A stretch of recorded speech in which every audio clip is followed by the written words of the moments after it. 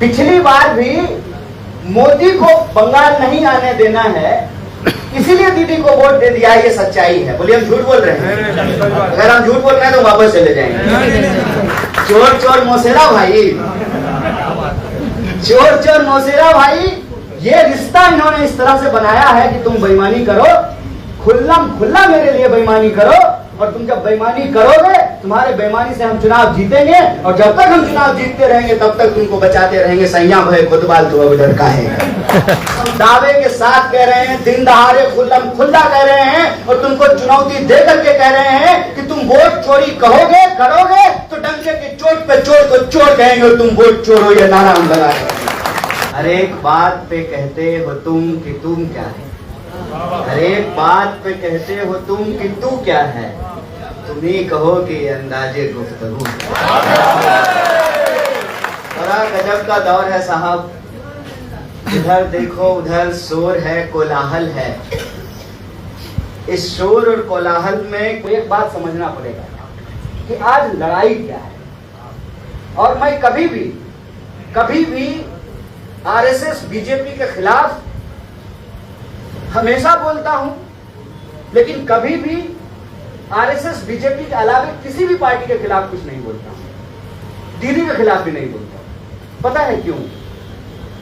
Remote जिसके हाथ में है ना, उससे लड़ना चाहिए। बिना मतलब का नाम लेने का कोई मतलब नहीं है। लेकिन बंगाल के लोग ये बात बखूबी समझते हैं कि दीदी से होगा नहीं और मोदी चलेगा नहीं। दीदी से होवे ना, मोदी चलवे ना। वो समझते हैं कि बंगाल की स्थिति क्या है और भाजपा इतनी बेचैन क्यों है।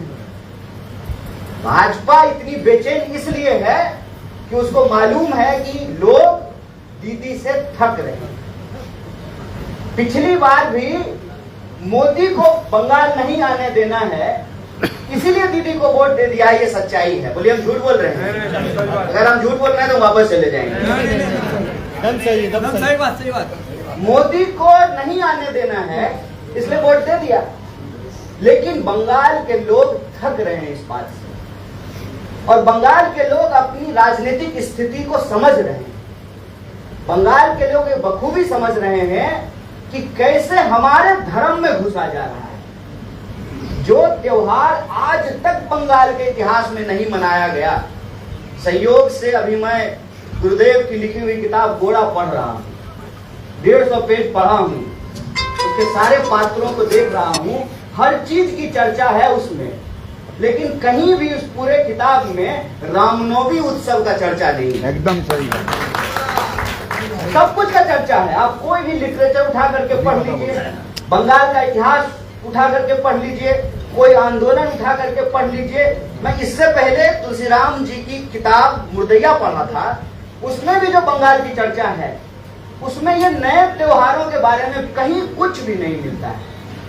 तो बंगाल के धर्म में घुस रहे हैं, बंगाल के लोगों के जीवन जीने के तरीकों में घुस रहे हैं, और बंगाल की गलियों को, घरों को, दुकानों को, बाजारों को, मोहल्लों को, टोलों को और शहरों को आपस में बांट रहे हैं। बार बार ये बोला गया कि घुसपैठिए घुस आए हैं। अच्छा, घुसपैठिए कैसे घुस आए हैं? घुसपैठिए क्या ड्रोन है? घुसपैठिए ब्लूटूथ से डाउनलोड हो जा रहे हैं? घुसपैठिए टिकटॉक के वीडियो हैं, कहीं से भी बनेगा और कहीं भी चलना शुरू हो जाएगा।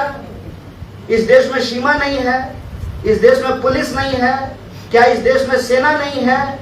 और अगर घुस जा रहे हैं तो गृह मंत्री क्या कर रहा है?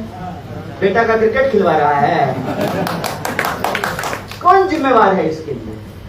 बॉर्डर की सिक्योरिटी को देखना किसका काम है? राहुल गांधी का? कांग्रेस पार्टी का?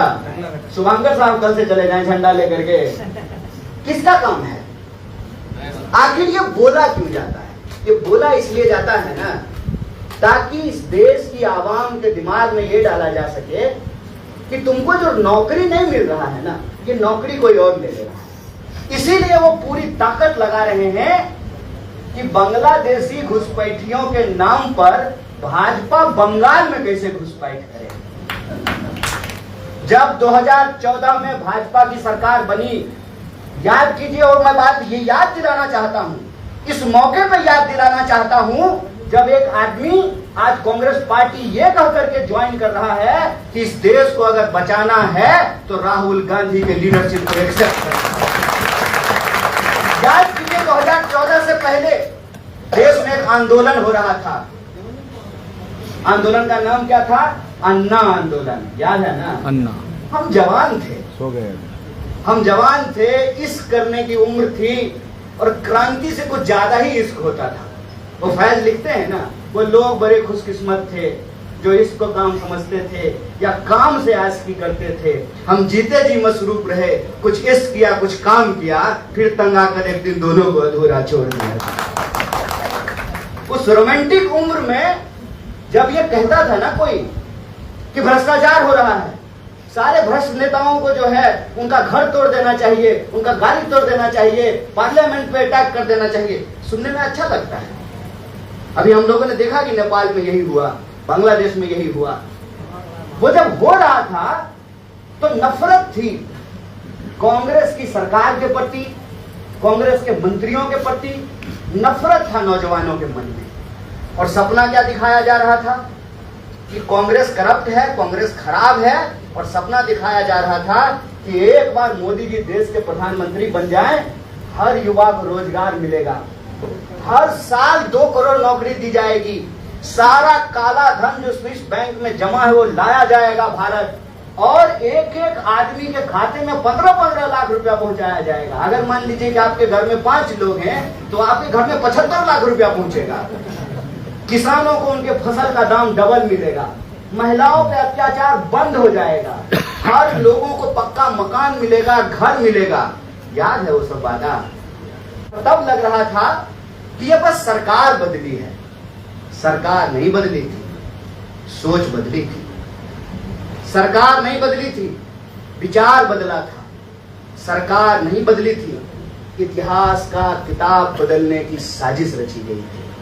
लेकिन इन मूर्खों को कोई समझाए, इतिहास के किताब बदल देने से इतिहास नहीं बदलता है। वक्त लगता है, लेकिन सच झूठ के किसी भी बादल को चीर करके सामने खड़ा हो जाता है। और सच आज हमारे सामने है, और सच ये है कि जिन्होंने इस देश की आजादी के साथ गद्दारी की, जिन्होंने इस देश के संघर्ष के साथ गद्दारी की, शहीद आजम भगत सिंह, सुभाष चंद्र बोस, महात्मा गांधी की हत्या की, नेहरू को गाली गलौज किया, मौलाना अबुल कलाम आजाद के इतिहास को मिटाने की कोशिश की, अशफाक और बिस्मिल की विरासत को उनको आपस में लड़ाने की कोशिश की। वह जो अंग्रेजों की चापलूसी और दलाली किया करते थे, जासूसी किया करते थे, वो आज चाय पर चर्चा करने के लिए आए हैं।